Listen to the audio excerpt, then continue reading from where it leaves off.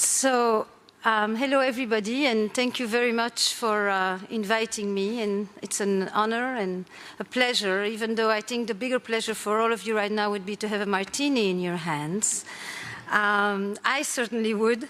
So I hope I can be somewhat of a martini for some of you. I have no PowerPoint. I thought it's impossible to talk about eroticism with a PowerPoint. It kind of defeats the purpose. So some of you may be disappointed and that there is nothing to read, and some of you may be relieved that for once there is nothing to read. But I would like to address the story of modern couples and how it so often tells of dwindling desire and the inescapable death of Eros, and coming up with all kinds of explanation, trying to account for this seemingly inescapable fate of desire. It goes with we are too busy, we are too stressed, we are too tired. It continues with you can't have passion and intimacy and commitment all at once.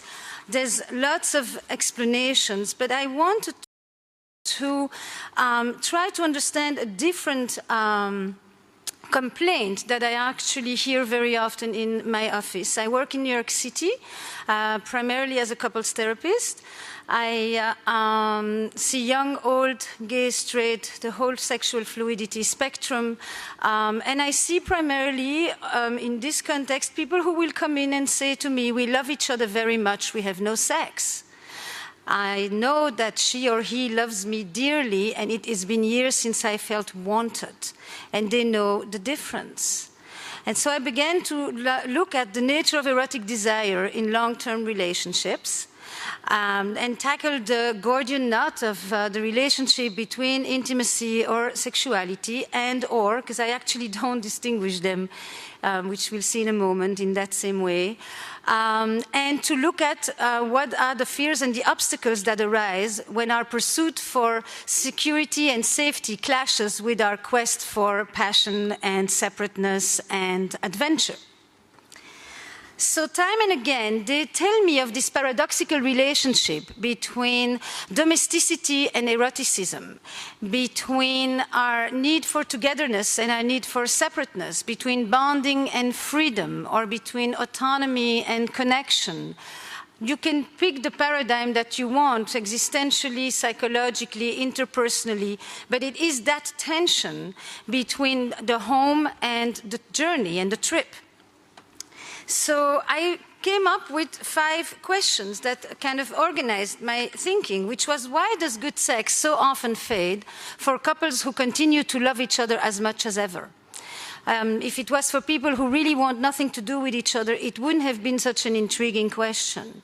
And it is also an intriguing question because traditionally in the field of couple therapy, the assumption often is sexuality is a metaphor of the relationship.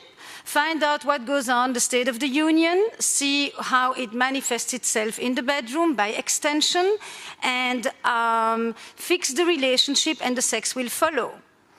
But that wasn't exactly what I have been seeing, nor a lot of my colleagues, that sometimes you can improve the relationship vastly and people can once again no longer fight, be more complicitous, have fun, enjoy each other, appreciate each other, and it may absolutely change nothing in whatever the bedrooms or the many rooms where they would or could be meeting sexually with each other. So the second question then became, why doesn't good intimacy guarantee good sex? Contrary to what we often like to think. Followed by, can we want what we already have? And that's the big debate between Kant and Spinoza, or it's also the question that I think Shaw once asked about there are 2 tragedies in our lives, and one is not to get our heart's delight, and the other is to get it. But it is a fundamental question to the dilemmas of desire. And why does sex make babies, and babies spell erotic disaster in couples? And why is the forbidden so erotic? And when you love, how does it feel? And when you desire, how is it different?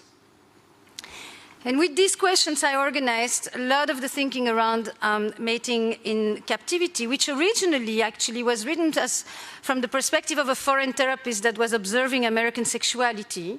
But then, as I became aware of the response, the dilemmas of desire and the crisis of desire is pretty much at the center of a lot of the sexual complaints in every place where desire, wanting, owning that wanting has become the centerpiece of a sexual relationship long term, not reproduction per se or the exclusivity of marital duty for women. So I ask myself, when a couple comes into my office and they have this kind of a complaint, how did they get there and how do they find it that it is an expectation that this should actually be the case, that we should have not just, I heard it in the panel just before, not just normal sex, but good sex, whatever it is that they would define as good. And in like a minute, since I am very short on time, what intrigues me is this kind of progression that many of us have heard here in terms of the structuring of sexuality in intimate relationships in the last 150 years. We have a movement that basically takes us away from a community life, from a place where we are given a sense of belonging, of identity, of continuity, of meaning systems, and we move into lifestyles that are far more Western. In this context, I'm talking Western, far more free, far more alone as well, in which we get to choose who we love, who we will live with, and but in the process of that, we start to also develop a whole new way of understanding the concept of intimacy. Because I now am no longer just working with you in the fields and milking the cows and feeding the children and having a coexistence together in the context of the family. I now am going to come to you and bring you my most cherished goods, my inner life, my feelings, my wishes, my longings, my fears. And you, my beloved, are going to listen to me in a very attentive way. And hopefully you will look at me while I talk to you, and you will validate me and you will reflect back to me, and I will know in that moment that I am transcending my existential aloneness because I matter. And intimacy of that sort, that is a very Western, very discursive, communicative experience of intimacy, I would also say a very feminized view of intimacy with a hegemony of talk, has become really paramount. And yet, if intimacy has become so central, maybe we should at least be bilingual and see sexuality as a language for intimacy and not as a reward or as a consequence or as the thing one may want to if, but that there are different languages for expressing closeness, vulnerability, connection, tenderness, softness, all of that. So what happens in this transition that we experience, where we bring and bind passion and love and marriage or long-term relationships together, where we sexualize love, where we link marital satisfaction and marital happiness with sexual satisfaction, where not only do we want to be, satisfied, but on top of it, we've brought happiness down from the heavens to the earth. Happiness used to be for the afterlife, then it became a possibility, now it's a mandate. So we must be happy, and part of that happiness includes how good or not we feel about our erotic relationship with our partner. And what we gradually began to do is ask one person to give us what once an entire community used to provide.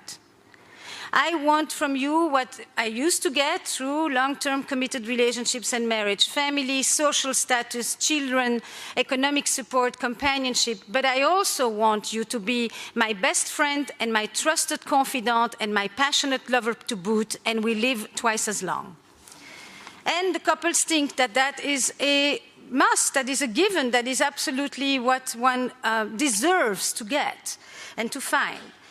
So looking at that tension of how one person is to give us everything that belongs to the world of passion and adventure, as well as what belongs to the world of stability and security, I go to the work of Stephen Mitchell in his book, Can Love Last, where he talks about how reconciling the erotic and the domestic, or I could say sexuality and intimacy, or love and desire, or autonomy and connection, that tension between these two sets of fundamental human needs. On the one side, our need for safety and stability and predictability and dependability and reliability, everything that anchors us.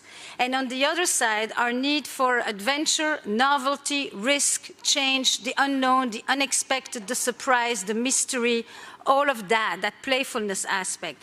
And never have we actually asked the same person to give us the comfort and the edge. And it doesn't get solved with sexual techniques, I think, and it doesn't necessarily get solved with lingerie. And there is no, in the States we have Victoria's Secret, but there is no Victor's Secret. Because there is a fundamental existential tension between the reconciliation of these two sets of human needs within one relationship.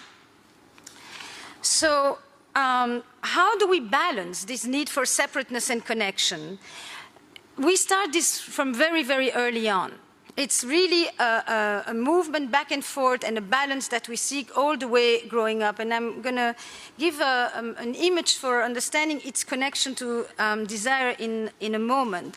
But one of the main tensions that exists in the relationship between love and desire is that, and I'm looking about it as a tension, even though the title says paradox, because it's not either or, but it is that some of us will come out of our family histories, or our cultural histories and our social histories, with a greater need for space and freedom, and some of us will come out with a greater need for safety and bonding and security. And it so often happens that we will partner with a person for whom their proclivities will match our vulnerabilities. So that's the beginning of where sometimes the clash will start. If love is about having, I would say that desire is about wanting.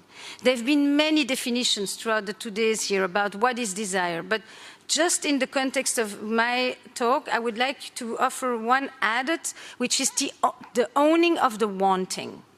It's an act of sovereignty, an utter act of freedom. You can always force sex, you can never force desire. It is a fundamental expression of our freedom. And in the experience of love, we often want to contract the distance. We want to minimize the threats. We want to close the gap. We want to make it not tense. We want a certain comfort. We want a certain sense of acceptance, of relief. Desire does not like to go to places where it has already been. It actually doesn't necessarily do that well with comfort.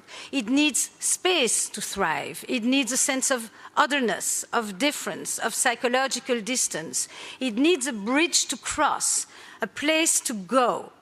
And the question that I often will ask, and have asked actually in many of the countries where I have gone recently, is when do you find yourself most drawn to your partner?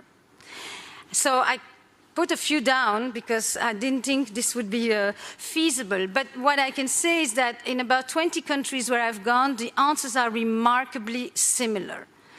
And only one of them is gender-based, which is when one will often hear women say when he plays with the children. I have yet to hear the man say that it's sexy when she plays with the kids. For the rest, the answers are when I'm on the back of the motorcycle, when I see her in her studio painting, when he surprises me, when he comes out nude out of the shower with a towel around him, when she knows how attractive she is and she's confident about it, when we laugh, when he's competent, when he's confident, when we are together, when we travel, when he's away or when she's away, when I'm away, when we come back, when I see him or her do something that he's passionate about, when we are interacting with other people, when we're at a party and I see how others are looking at him or at her, when the children are gone, when he's elegant, when he's grubby, when he gives me that big smile with this utter manly confidence,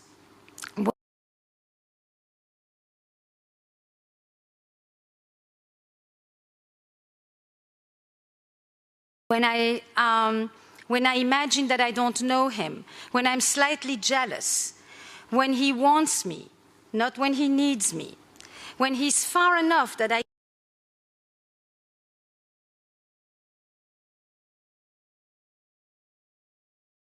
can see him in full size.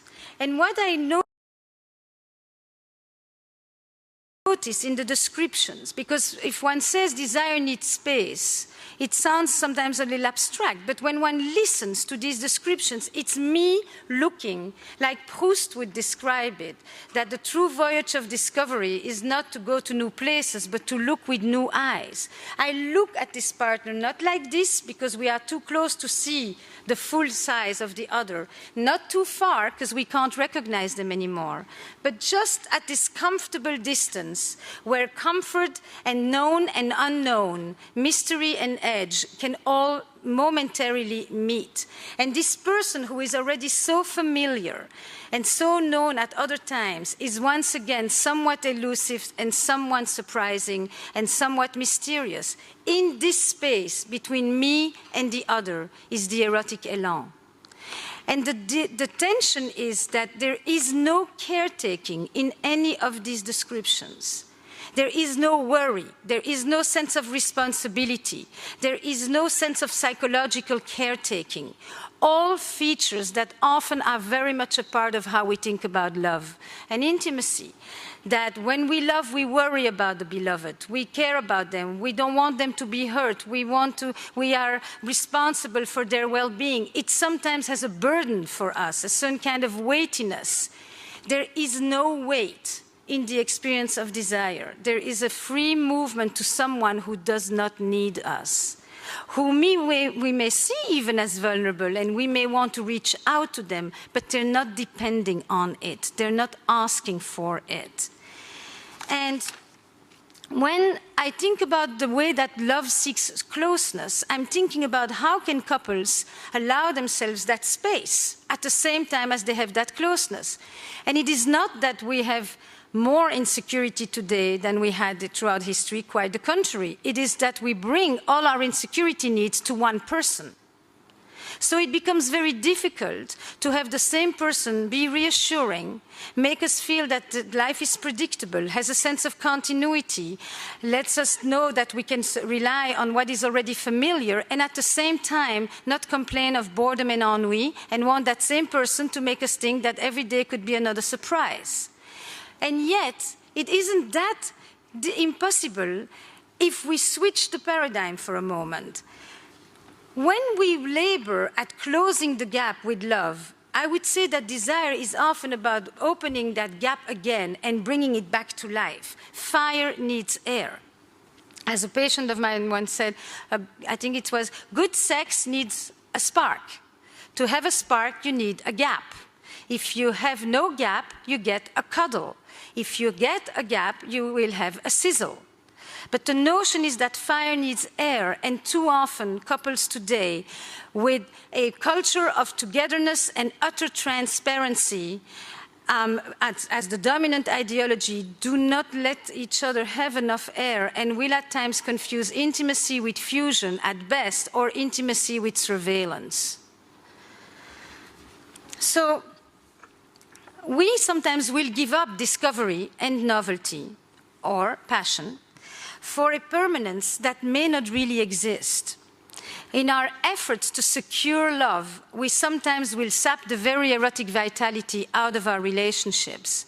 We will, faced with the persistent mystery of the other, react not with openness and surprise and joy, but react with anxiety and want in some way to narrow ourselves and narrow our partner and make us known predictable entities so that we don't have to be too surprised. But in the process of it, we will not have any of these descriptions, because in order to see your partner interact with others, play the piano, be in the studio, be on their motorcycle, be confident, see them at work, you have to be able to tolerate that they're not there with you, giving up their freedom for your security. The dance that I described early on, that starts from the beginning, is one in which you can very, very quickly describe it like that. You have a little kid that sits on your lap. And if all goes well, at first, they'll be hopefully comfortably nested, secure, sitting on you, resting.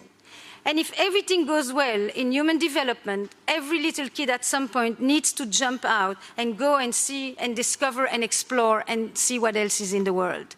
And that first movement of freedom, of playfulness, of discovery is responded to by an adult who stands here. And if this adult says, hey kid, the world is a wonderful place, go, be there, enjoy, play, be curious, explore, I'm here, then usually the child that's turned around will turn back and go further until they have enough and they then return to their base and they will have experienced freedom and connection at the same time.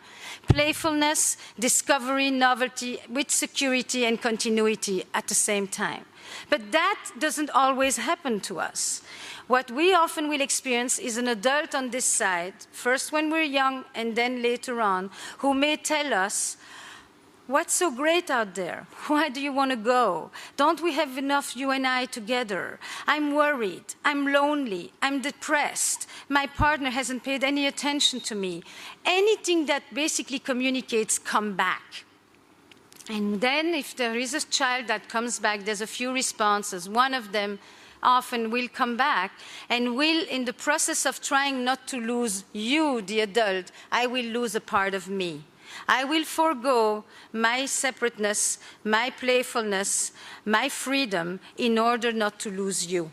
And often those will be people who later on will find it much harder to make love to the person they love, because the way they love is too burdensome, too filled with responsibility. It's a matter of amount. It's just too much so that they can't freely be unself-conscious, be playful, be in their own world to be able to experience pleasure and delight, which is why they also later on can't make love to the person they love and stay long enough inside themselves while they're at the same time with the other. Child number 2 actually doesn't immediately come back, wants to still discover and has more energy and wants to see what else is out there, but is all the time looking over their shoulder. Are you there? You're not going to punish me. You're not going to abandon me. You're not going to be angry. I'm not going to have consequences for taking off in my own world for a while without having to worry about it afterwards. And these are, and this is very schematic actually, much more ambiguous than I'm describing it here, but this is often the story, the narrative, the blueprint later on that will be told as, in the beginning it was really fantastic. The closer we became, the more intimacy went up, the more desire went down. The kind of puzzling, paradoxical, inverse correlation between greater intimacy and lessening of desire, because the intimacy, once again, is one that does not allow for that separateness, playfulness, freedom, unself-consciousness that is fundamental to pleasure and especially to erotic pleasure. Huh? 2 minutes? Whoa! The third one doesn't come back. That's it. We'll skip him. But we'll skip him or her.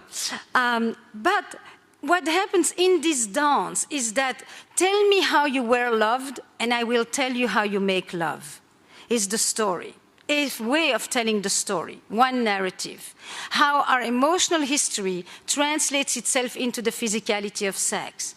And later on, how our emotional needs that we bring to sex will translate themselves into the figurative language of fantasy. I will say actually the main other point. What intrigues me in this definition of the erotic and desire as playful, as separate, as freedom and all of that, is the fundamental distinction for me between sexuality and eroticism. I think that, and Octavio Paz talks about that a lot as well, is that sex is probably the primordial force rooted in nature. Animals have sex. We are the only ones who have the capacity to have a full sexual experience for hours, have a wonderful time, and touch absolutely nobody just because we can imagine it. Eroticism is sexuality transformed by the human imagination. In that sense, it is infinite, and in that sense, we could talk about the crisis of desire as a crisis of the imagination. not of what to do in the act of sex, but in who we are, in where we go in sex, and who we bring to the experience of sex. The act of the imagination of our partner as well, but it's the central agent of the erotic experience. Not in the modern sense of the word eroticism, but in the sense that the mystics actually attributed to it, of aliveness, vitality, vibrancy. In my other life, I had a very strong connection to the experience of trauma, and in my work as well as personally. And I always thought that there were two groups of people in response to trauma, those who did not die and those who came back to life. And the people who did not die lived very closely tethered to the ground, without the ability to trust, to be willing to leap out, to discover, to explore, to take risks, all of that. The world was not safe, and joy and pleasure was verboten and guilty-inducing. The people who came back to life were the people who understood the erotic as an antidote to death, as a way to maintain a sense of aliveness.